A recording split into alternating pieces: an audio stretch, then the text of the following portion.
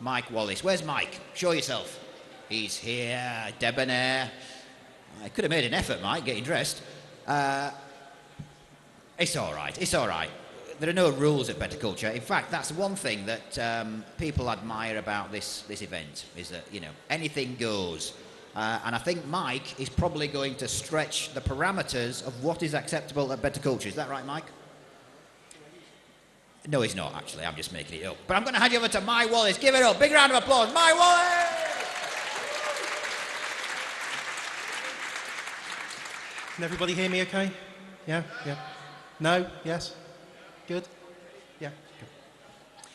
I'm going to try and teach you something about science. Specifically, there's just one part of science that I'm going to try and teach you. It's a little bit of biology, and it's something that nearly everybody in this room is going to become aware of at some point over the holiday period. It is, why do we fall over when we get drunk? It's an interesting piece of biology. It's entirely related to a chunk of your inner ear and some interesting nervous system stuff that goes alongside it. And I'm going to go on to this in a minute. On the diagram, we've got these things called the semicircular canals that are on the right-hand side. These are 3 fluid-filled channels in your ear which tell you whether you're going forwards or backwards or left to right, side to side. And they're really clever bits of stuff. Like most of the body is a really clever thing. And if you sit down and look at it, and if you ever get interested in biology and sit down and look at it, it gets really cool. So the bottom diagram there, we've got this thing called the utricle. It's a big fluid-filled sac. And it's because of that that when you blindfold yourself and go walking across a field, you will never walk in a straight line. You will always walk in this spiral going around, normally clockwise, depends on whether you're right-handed or left-handed. But generally speaking, if you're right-handed, you'll go around in a clockwise thing. And it's because of these little hairs that are inside the utricle in your inner ear. They flow in one direction, and there's fluid that moves in a circular pattern in your inner ear that forces these in one direction. Now, it's the same kind of thing. They're called cilia, and it's the same kind of thing that makes sperm move. So the cilia in themselves, if you have a thing called dextrocardia, oh no, okay, I'm going along too slowly. However, let's talk about getting drunk at Christmas instead, and looking after small children who cry in the corner. So if you do get pissed at Christmas, then the membrane in the utricle starts to become a little bit more buoyant. It starts floating around like a cork because ethanol is less dense than the fluid in which this little membrane sits.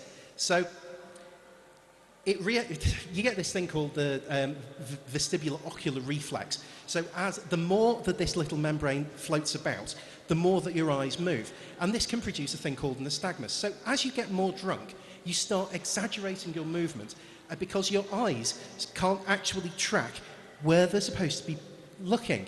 Your inner ear is telling you that you're supposed to be looking over here because this membrane is going, whoa, and going off to one side. Whereas you're actually supposed to be looking straight ahead. So you start moving around an awful lot more than you should be. So you have a couple of drinks and you start bobbing around and occasionally bumping into people you really don't need to be bumping into in a pub. But, you know, you find your way to the bar and then you find your way to the loo, and the more and more you drink, the more and more this membrane starts getting a bit more buoyant inside the utricle. It starts floating about like a cork on a bowl of water. So the fluid's moving around the ear. The more you move your head, the more this thing starts moving around, and so the more exaggerated your movements become.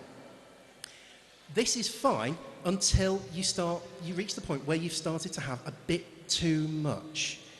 And then you start noticing the room is kind of spinning a bit.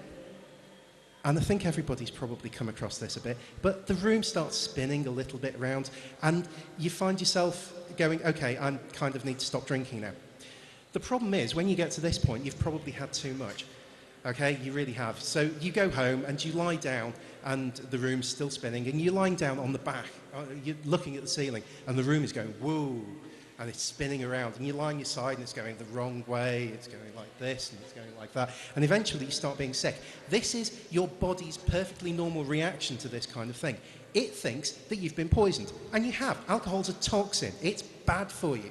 So it does what you really expect it to do, which is it makes you sick to get rid of it from inside your system. So the following morning, you feel like death. All you can cope with is coffee and maybe a fried breakfast. Really, think about what you should be eating at this point. The reason that you feel like this, you feel like you can't move your head too much, is because previously the ethanol was in your membrane that was making it flob about like a cork. Now all of that ethanol's gone and it's leached into the surrounding fluid and it's made it sink like a stone. So now instead of exaggerated movement, you've got an awful lot less. In which case, to bring it back to the equilibrium, what you should be drinking the following morning is actually a fresh pint. But just the one. Don't have any more than that. Thank you very much.